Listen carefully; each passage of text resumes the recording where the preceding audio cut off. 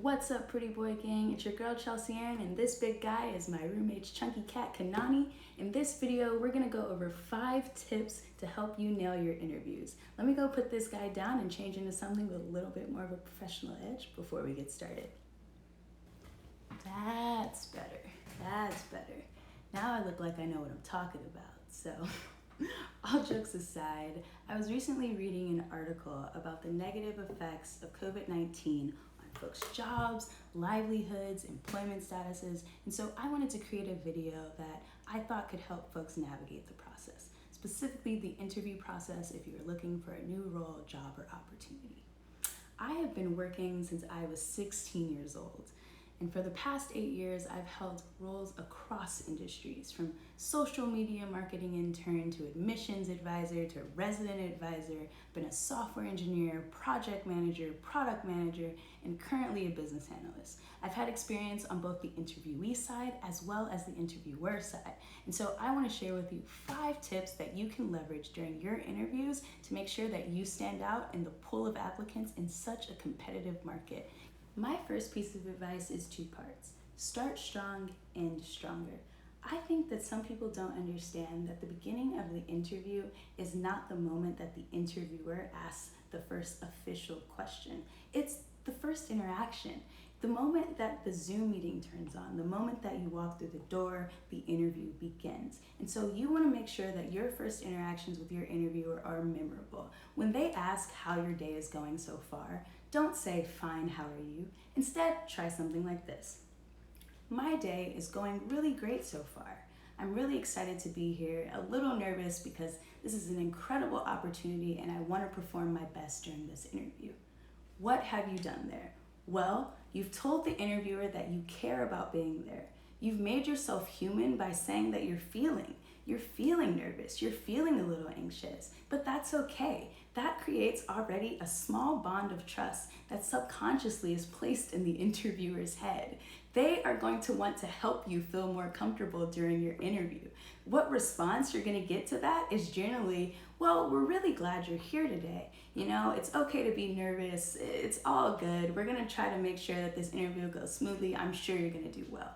Now, that interaction is going to be a lot different than if you said, "Fine, how are you doing?" Don't do that. Stay away from that. Do something that is short, to the point, honest, authentic, and already starts to build a little bond of trust between you and the interviewer. The second part to my first piece of advice is to end stronger. What I mean by this is no matter how you feel you did on the interview, you want to thank the interviewer for their time and then try to make a connection, whether that means getting their email or their LinkedIn. Who you are interviewing with is normally someone in your career path that has been in the place that you are and is in the place that you want to be. And so you want to make sure that you add them to your network as soon as possible. Making the interviewer feel like you were grateful for their time, as well as you would be grateful to add them into their network, will leave a lasting impression, and it'll make sure that you end stronger than a lot of candidates that forget this step. My third piece of advice is to take full advantage of the "About Me" questions. These generally follow your "Start Strong," in which the interviewer will ask you, "Tell me a little bit about yourself and why you want the role." This is the free space on the bingo card because you can practice it, you can prepare, and you can make it personal. I'm going to give you an example of how I answered "About Me" and "Tell me why you want the role" for my resident advisor position. "So, Chelci, tell me a little bit about yourself and why you want to be a resident advisor." "I'm glad you asked that question, Victoria. I'd love to share you a little bit about myself. I'm originally from Los Angeles, California, which is about 40 minutes away from campus, so it was amazing to find such a great school so close to home. Inside of the classroom, I'm a big computer science nerd. I'm a sophomore studying computer engineering, and I'm really passionate about how we can leverage technology to better people's lives. Outside of the classroom, I'm involved in clubs like the Black Student Organization, the Frisbee team, and Girls Who Code. After being so involved in so many organizations and fostering a sense of community, I began to really love and respect my community and my peers. I believe that as a resident advisor, I can do that by fostering community within the residencies. I would love to make sure that my peers feel like they are home away from home, because I know what a luxury it is to be 30 minutes away, and I know how that has helped me be successful in my college career.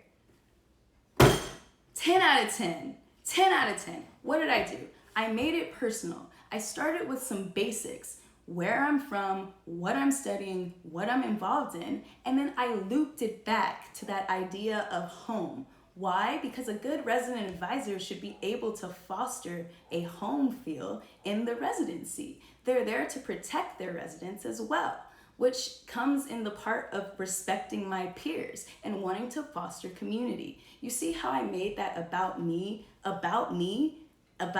personally, but also about the role? Whenever someone asks you to tell me a little bit about yourself, you need to make it personal, you need to practice, and you need to make sure that you put that piece on that free bingo space, because then you only have 4 more spaces to go.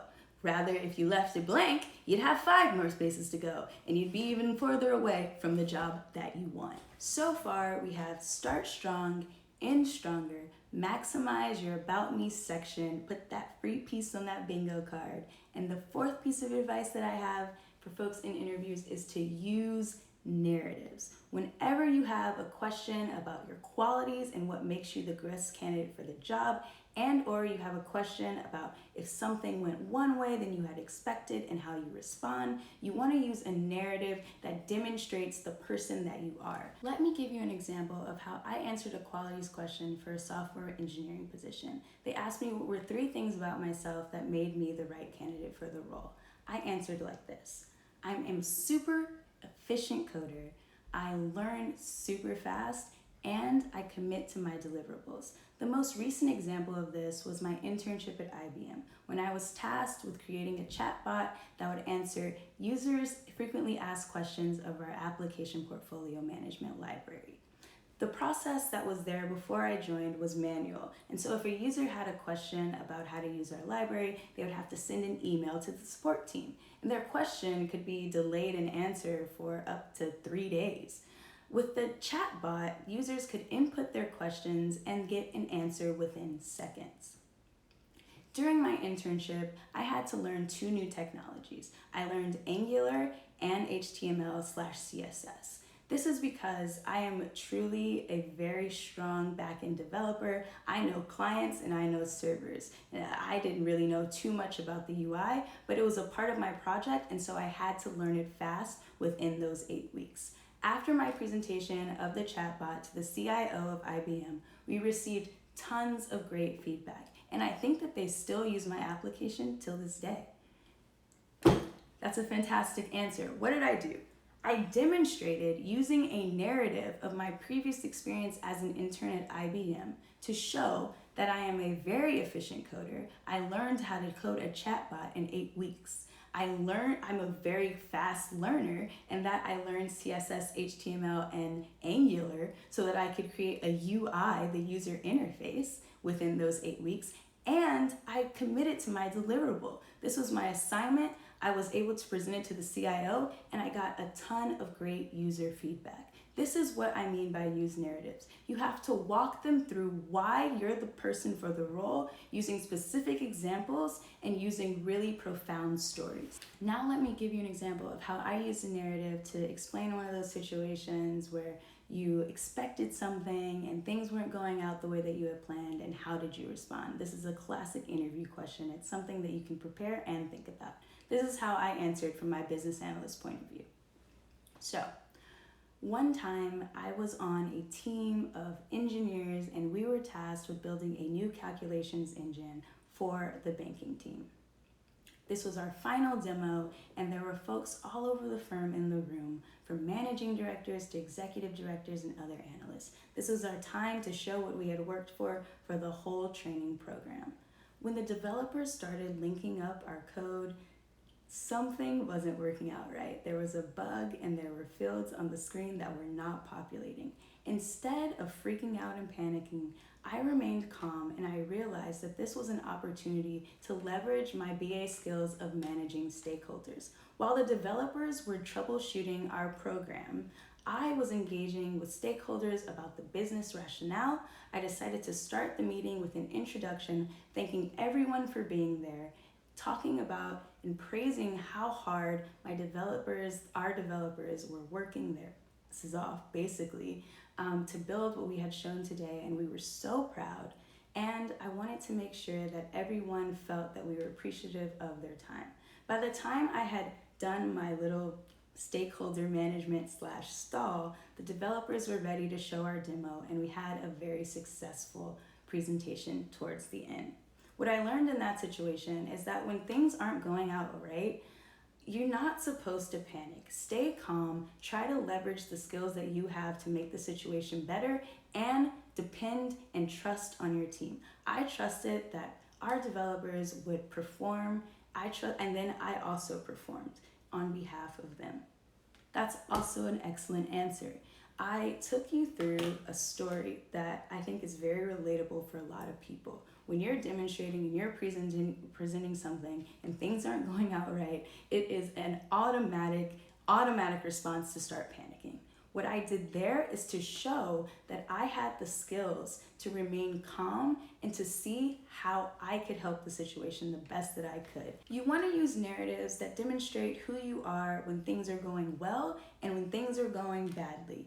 That will give your interviewer insight into who you are as a person, no matter what situation you're thrown in. That brings me to my fifth and final point, which is to follow up, especially if you I used this piece of advice during my last interview for my BA position. Now, I had one of those super days where I went to the firm's office and had 3 interviews back to back. The first interview went super well. The second interview also super well. In the third interview, the interviewer decided to give me a riddle about apples, oranges, and barrels. Now, if you had promised me free apples and oranges and barrels for the rest of my life, I couldn't have solved that in the interview. I left feeling really down, but I ended stronger by holding my head up high, asking for his contact information, and thanking him for giving me the interview.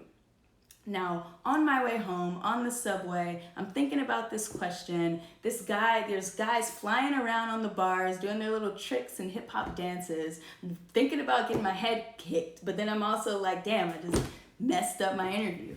Instead of taking the L, I thought about the question, I figured out where I was messing up, and I immediately went on LinkedIn and connected with the interviewer. I thanked him for his time, and then I told him how I was approaching the question wrong and what I should have done instead. I followed up even if that tells the interviewer that 1, you care about what they were trying to do in that session, you cared about their time, and that you cared about the position enough to think more about the interview when you left, even if it was just a silly riddle question.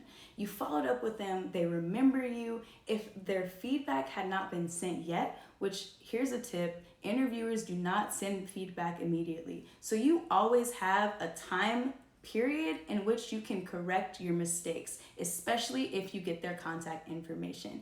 Hit them in the DMs and the LinkedIn and tell them how you should have solved the question during the interview.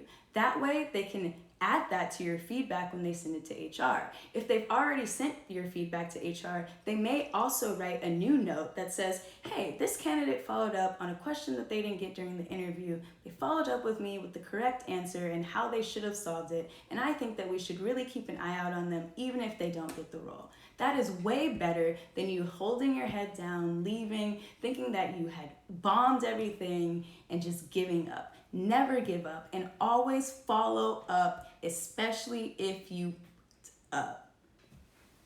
start strong, end stronger, take full advantage of the About Me section, make sure to use narratives and follow up, especially if you dub. If you follow these 5 tips, I can assure you that you will differentiate yourself in the pool of applicants in this very competitive market. I believe in you, I know that you can do it, and if you found this video helpful in any way, please don't forget to share, like, subscribe, and comment. The Pretty Boy Gang is wishing you the best of luck on your interviews. Again, I know that you can do it. Stay healthy, stay pretty, stay smart. Pretty Boy, peace out.